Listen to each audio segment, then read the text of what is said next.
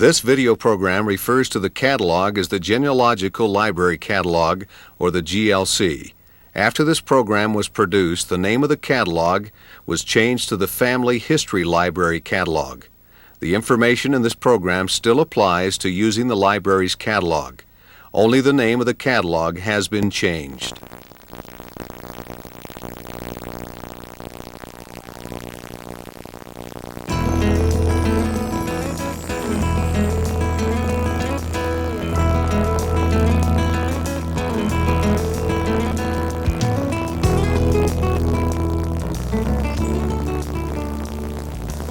Hello, I'm Martha Ann Fraser. I've been doing some research on my great-grandfather, David Fraser. You may be looking for something about one of your ancestors, too. You know, here in the Genealogical Library there are millions of records. Some of them may have some information about your family. Finding these records can be easy if you use this. This is the Genealogical Library Catalog, or the GLC. The GLC is a catalog that lists and describes the records in the Genealogical Library. There are hundreds of records described on each of these microfiche. And whether you're in the main or a branch genealogical library, this GLC is your key to finding records of your family. Today, I'm going to show you how to use it.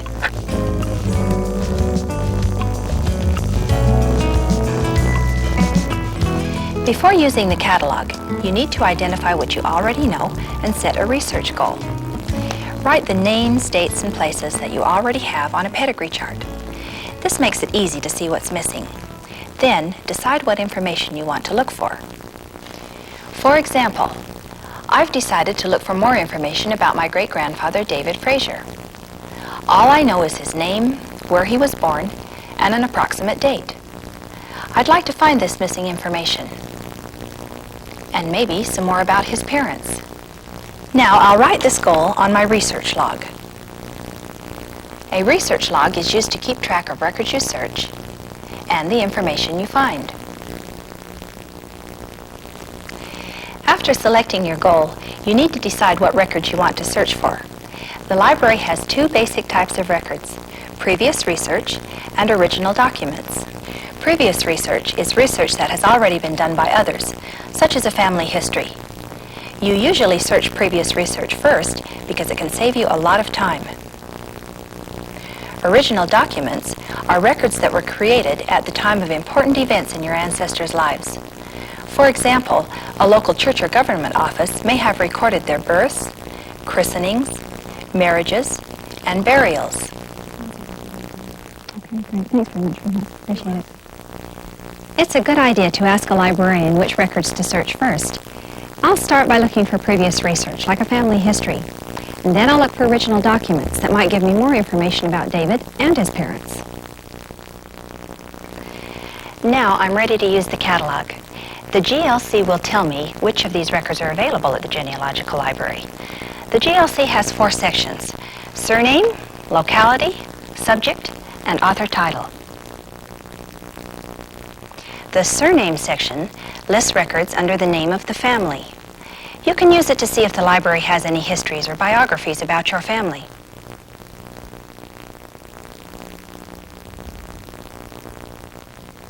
The locality section lists records by the place they are from or about. Use this section if you know where your ancestors lived and you want to see records from that place, such as birth, marriage, or census records.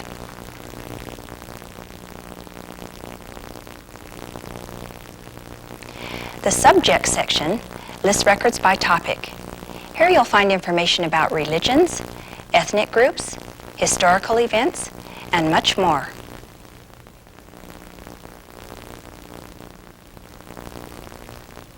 And finally, the author title section.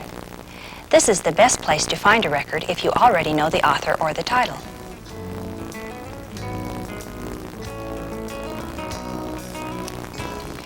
Finding a record in the GLC is about the same in each section. There are 3 basic steps. Let's take a look at them first, and then we'll see how they apply to each section. The first step is to select the microfiche you need. Second, scan through the entries and see if there are any records listed that will help you. And third, Write down a brief description of the information you need to obtain that book or film.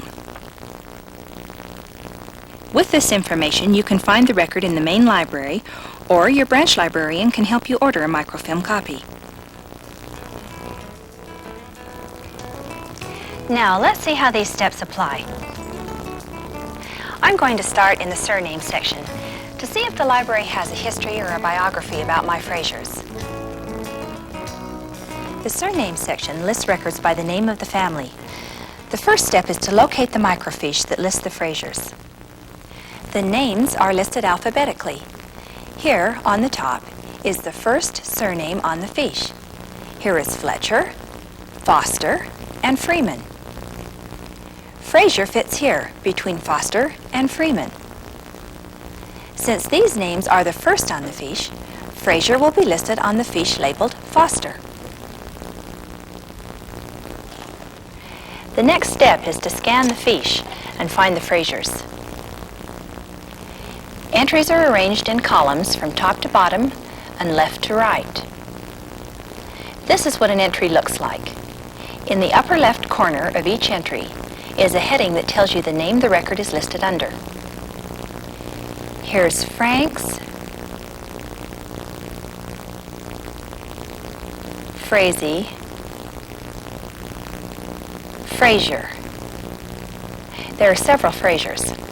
Now I'll need to read through the entries and see if they're about my family. Here's one. This is a history about Francis Fraser, a blacksmith and a Quaker who lived in Iowa.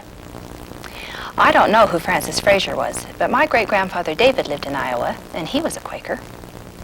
This book has an index, so I can probably search it very quickly. At the bottom are some other families mentioned in the book. Oh, I recognize Hersberger as a family name. I'll definitely want to look at this. In the upper right corner is the library's call number. I'll need this complete number to find the book. The next step is to write down the author, title, the call number, and a brief description in my research log. Now, I'll expand my search by looking for spelling variations. It's fairly common for the same family to spell its name in several different ways. For example, there are about 20 variations of Fraser that I know of. Some spell Fraser with a Z-E-R, S-E-R, S-O-R, and so on. So I may find some more records about the Fraser family by checking other spellings. Let's see. Here's a Fraser family with an S-E-R who lived in Iowa. I think I'll look at this one too. Notice this item 9. This tells me that this record is the 9th item on the microfilm, so I'll be sure to make a note of that. Since this record is on microfilm, I can order it through a branch genealogical library. Of all the Fraser records that I see here, I think these two are my best choices. Now, I'm ready for the final step, getting the record. Here in the main library, you can find books and films on the shelf by matching the numbers. Here it is.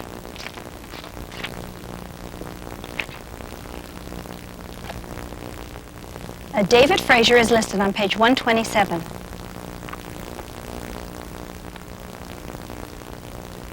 Here's David Fraser, and his father is Isaiah. David was born in Pleasant Plain, Jefferson County, Iowa in 1867, and here are his brothers and sisters. This must be my great-grandfather. This is great! Now, I'll write what I found on my research log, and I'll add what I can to my pedigree chart. As you look for a family history, remember that the catalog lists only the primary names in a family history. If your specific family or individual doesn't appear, like David Fraser, look for families with the same name who lived in the same place and about at the same time. Keep in mind also that you probably won't find a history for every family, but it's worth checking the surname section first. Now that we've checked previous research, let's look for some original documents under the locality section. This is a good place to look for births, marriages, wills, and other records of your family. In the locality section, records are listed under where they are from or about. In order to use this section, you will need to know about where your family lived and a time period when they lived there. For example, I know that David Frazier was born in Pleasant Plain, Jefferson County, Iowa, in 1867. With this information, I can now look for the records of Pleasant Plain, of Jefferson County, and of the state of Iowa. I can also look at United States records. Different records are listed under each of these places. It's a good idea to check all of them. The librarian advised me to start with the most specific place I know, the town, and then look for county, state, and country records. We'll use the 3 steps we learned earlier and see what's available for Pleasant Plain. The first step is to select the right microfiche. In the locality section, there is a set of microfiche for each country. In the case of the United States and Canada, there are additional sets for each state and province. For example, there are 3 fiche in the set for Iowa. Records are listed on these fiche according to the size of the locality. Records for the state are listed first. Then, the first county alphabetically, then the cities within that county. Then, the next county and its cities, and so on. Records of Pleasant Plain will be listed under Iowa, the state, Jefferson, the county, then Pleasant Plain. Let's look at the labels on the microfiche and see which one will have Pleasant Plain. The first microfiche begins with the state of Iowa. The second fiche begins with the records of Iowa, county of Des Moines, city of Burlington, church records. The third microfiche starts with the state of Iowa, county of Muscatine, probate records. Now, since Jefferson County begins with a J, it will come after Des Moines and before Muscatine. So, we'll find the records of Jefferson County and its cities on the second fiche. Now, let's scan through the headings to find Pleasant Plain.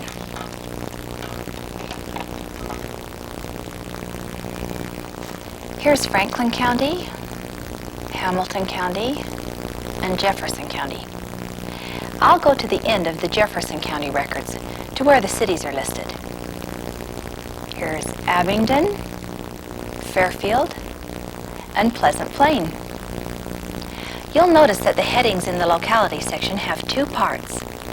The first part is the name of the place, and the second part is the type of record. There are 3 records listed here for Pleasant Plain: a church history, church records, and a history. Now I'll read through these to see if any of them will be helpful. The church history is about the Society of Friends, also called Quakers. David and Isaiah were Quakers, so I'll want to write this one down. The church records are of the Presbyterian Church, so I doubt that they'll help me. The history is of the town of Pleasant Plain. I'll write it down as well. After looking for records listed under the town, I can expand my search to records of nearby towns, the county, and the state. In the United States, many records are kept on the county level. Here's Jefferson County. The types of records are listed alphabetically. Here are some biographies, some cemetery records, census records, a history of the county, and land and property records kept by the county. Let's look at these for a minute. These records cover the years 1839 to 1932. Since my Fraziers were farmers, and they moved there in 1867, there's probably a record of them buying or selling land. There are 36 rolls of microfilm, so I'll want to use an index if there is one. I'll start with this general index that covers the years 1863 to 1872. This is the microfilm number. The index will then tell me which of these volumes of deeds to search. Let's see what else there is for Jefferson County. Here are military records, naturalization, and some county probate records. This might be interesting. Here's a collection of wills from Jefferson County. They are from the time period when my family lived there. And there are indexes at the beginning of each volume. You'll notice that this volume doesn't have a film number. When an item appears like this, it will be found on the film listed above. Here are some vital records. Vital records include births, marriages, and deaths. This is a collection of county marriage records. It tells me that most volumes have indexes, and there is also a general index. These are only some of the records you may find under the county. You'll find additional records listed under the state and the country. The state, for example, may have cemetery records, military files, and other collections and indexes. On the fiche for the United States, you'll find census records, passenger lists, immigration records, and other important sources.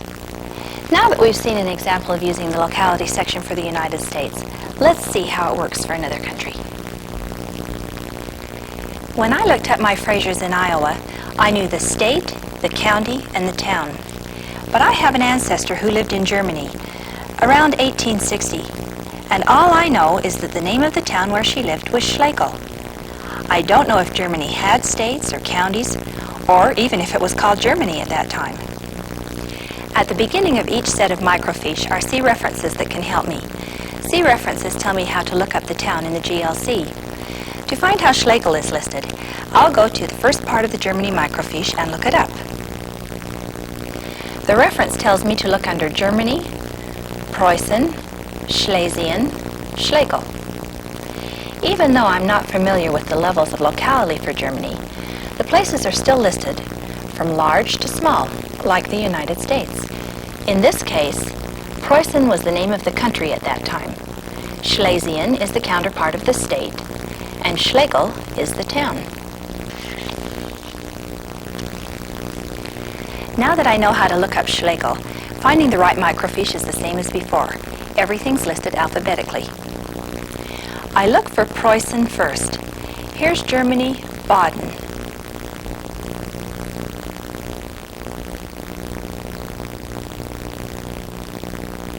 Germany, Hessen.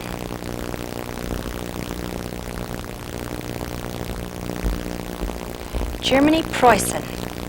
There are several fiches that list the records of Preußen. Now that I've found Preußen, I need to find the state of Schlesien. Here's Brandenburg, Hanover,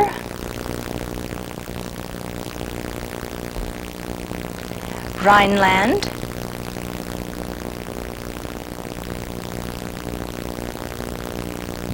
and Schlesien. Now I'll look for the town of Schlegel. Here's Geltendorf, Mittelwald, Warta. Let's see, QRS. Schlegel comes after Mittelwalde, so it will be on this fiche. Now scan the headings.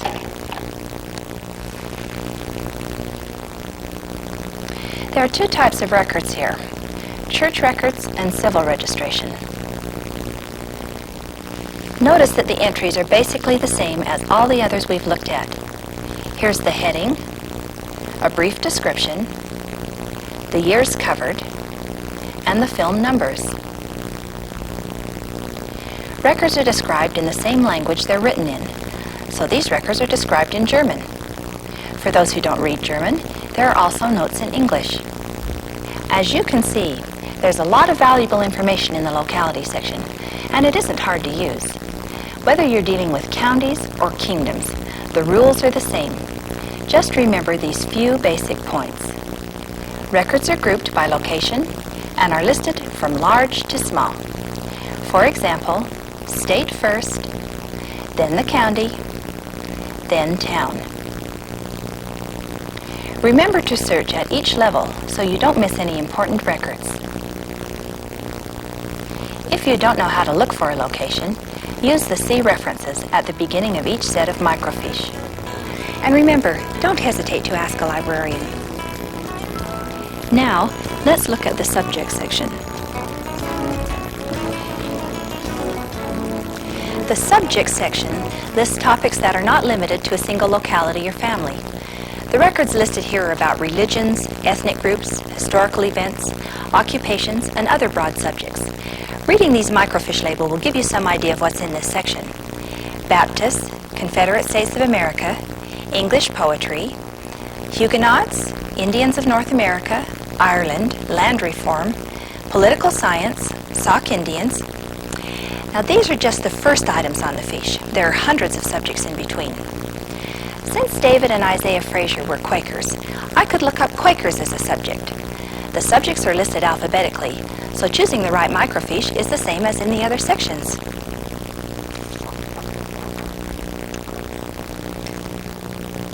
There are several entries for Quakers.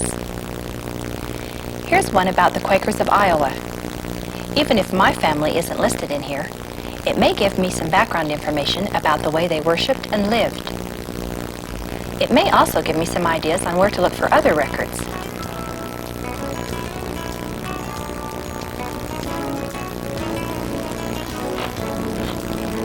This is the author title section. The records found in the other sections are listed here under author and title. Choosing a microfiche and scanning the headings are the same as in the other sections because they're listed in alphabetical order. If you know the author or the title, using this section is usually the fastest way to find a record. For example, I could have found this book about the Frasers by looking under the name of the author, Zelda Schwarzkopf Fraser. An author may be more than one person, such as a group of people, or an organization. For example, the Iowa State Historical Society is listed here as the author of several publications. Titles are interfiled alphabetically with authors. For example, just before the Iowa State Historical Society is the title Iowa State Almanac and Statistical Register for 1860. If you want to see if the library has a specific title, or if you know an author, use this section.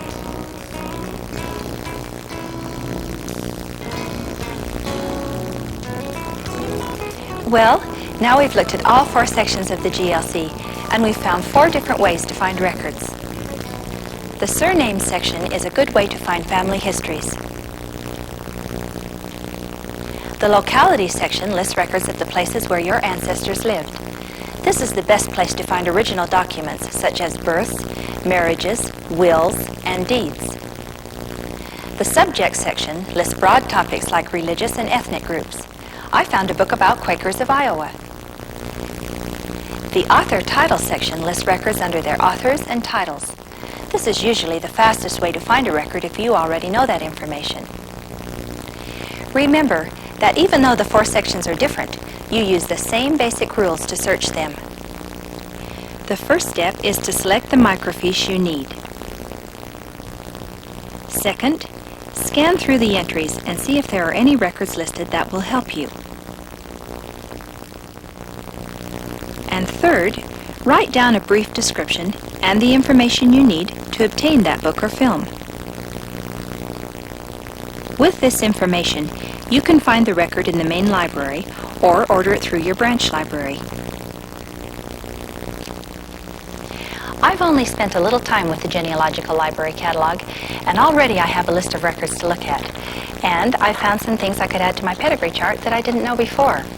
Now it's your turn to use the catalog and find some information about your family. Oh, and if you have problems, this booklet has filing rules and examples that may help you. And remember, don't hesitate to ask a librarian. There are millions of records available in the Genealogical Library. Some of them may have information about your family. The Genealogical Library Catalog is your key to finding them.